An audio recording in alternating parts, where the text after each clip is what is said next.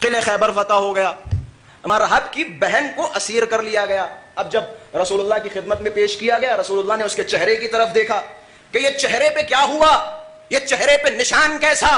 رسول اللہ نے تمام سپاہیوں کو جمع کیا کہ ہم نے تو اجازت نہیں دی اسیروں کے ساتھ ایسا برتاؤ کرنے کی۔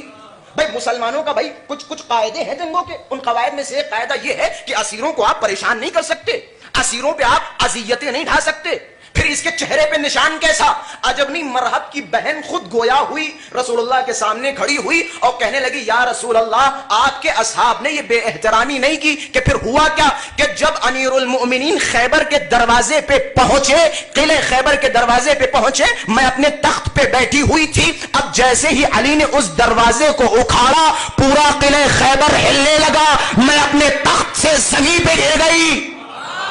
جملہ اس کے بعد ہے، جملہ اس کے بعد ہے، بس جیسے یہ کہنا تھا رسول اللہ کے چہرے پہ مسکراہٹ کہ تم نے غور نہیں کیا، تم یہ سمجھ رہی ہو کہ جب علی نے وہ دروازہ اکھاڑا تو تمہارا قلعہ ہل گیا، کہ نہیں، ایسا نہیں کہ جب علی نے دروازہ اکھاڑا نہ صرف یہ کہ تمہارا قلعہ ہلا